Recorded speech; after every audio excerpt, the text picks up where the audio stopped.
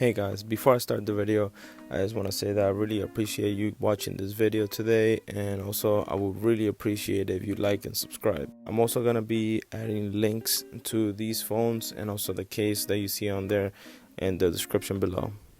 Alright, just like the title says, there's a comparison between the iPhone 12 Pro and the 15 Pro.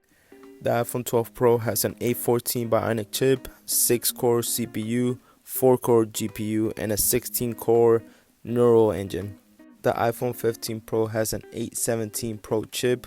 This is a new nomenclature, by the way. 6-core GPU, 6-core CPU, and a 16-core neural engine as well. The battery life on the 12 Pro peaks at 17 hours of video playback, while on the 15 Pro we have up to 23 hours of video playback. Both of these phones, of course, have MagSafe included. And while we're still looking at the back of the phone, the 12 Pro has a 12 megapixel camera for its main camera, an ultra wide camera, and a telephoto that includes portrait mode. The 15 Pro has a 48 megapixel main camera and improved ultra wide and improved telephoto. The 15 Pro has a super high resolution photo that can be taken with either 24 megapixels, which is the default, or 48 megapixels. You will have to go into settings and change that. The iPhone 15 Pro also has next gen portrait with focus depth control. Now onto the zoom. The 12 Pro has 0.5x, 1x, and 2x zoom, while the 15 Pro has 0.5x, 1x, 2x, and 3x zoom, which equates to 15 times zoom. And most of this, or a lot of this, is being digital zoom. While the 12 Pro only goes up to 10x zoom with a digital zoom. While the 12 Pro has some stabilization while taking videos and photos, the 15 Pro has an amazing image stabilization. You could basically be in the middle of an earthquake and the video will be super smooth. We also have low light vision improvements, especially when taking videos. It's much brighter on the 15 Pro than on the 12 Pro. If that's something that you do, taking videos in low light, I would definitely say go with the 15 Pro. It's a major upgrade on that front. Looking at the cameras side by side here on both of these phones, you could tell that the cameras on the 15 Pro are much larger than on the 12 Pro, and it just kind of makes the 12 Pro kind of looks fake. It's weird how a bigger camera makes it look even nicer.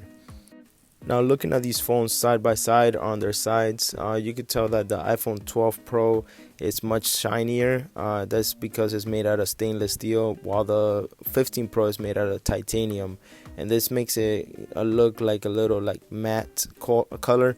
And I actually like it with this matte color better than the shiny of the 12 Pro.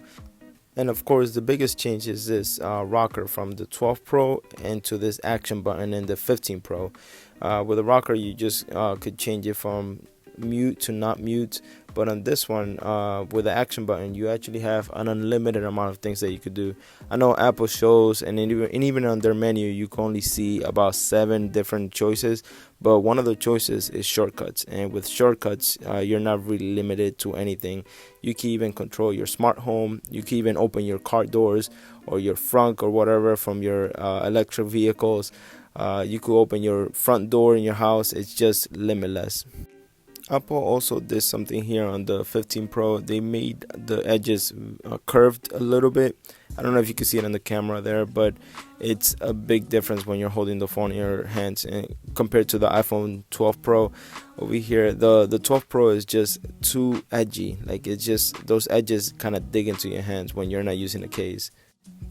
Now looking at the bottom of the phones, the next biggest change is we went from Lightning on the 12 Pro to USB-C on the 15 Pro, and technically the whole 15 lineup has USB-C, which is a nice change. Now looking at the screens of these phones, on the iPhone 12 Pro we have the 6.1 Super Retina XDR display with only 60 Hz of refresh rate. While on the 15 Pro we have a 6.1 inch XDR display with ProMotion at 120 Hz of refresh rate.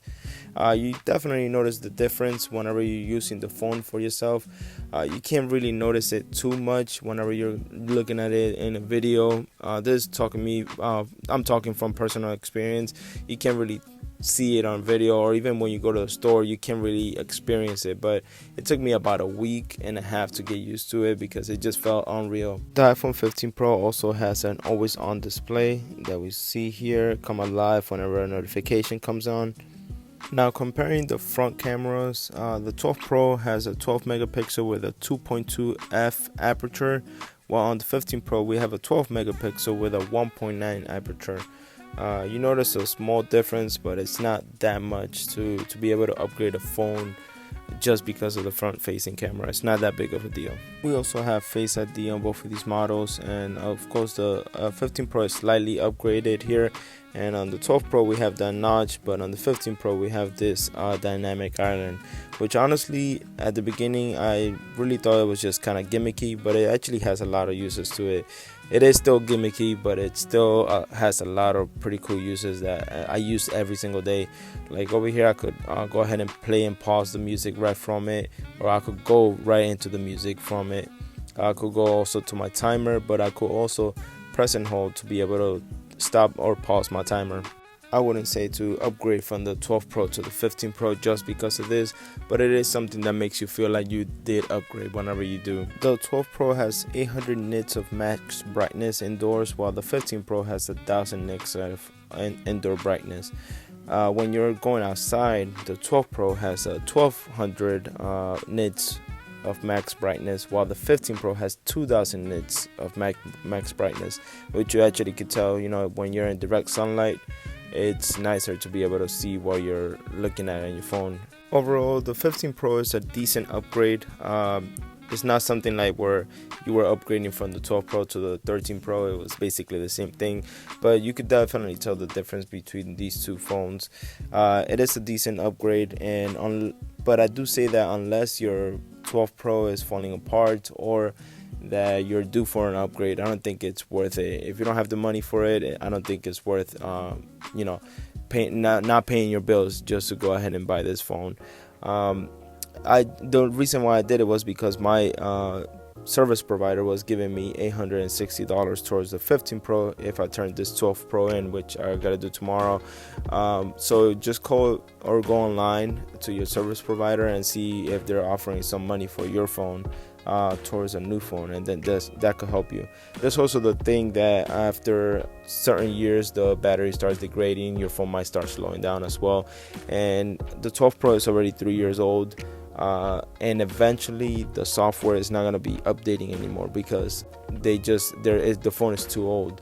I know that Apple will probably give it 3 to 4 years, maybe a little bit longer, before they stop updating the software on the 12 Pro, which is something I always loved about Apple. But again, the phone is 3 years old, so it's kind of getting there. Again, thank you so much for watching. Please like and subscribe. I really appreciate it. And again, all of the links for these phones and also the case here, I'm gonna go ahead and put it in the description below. All right, until next time.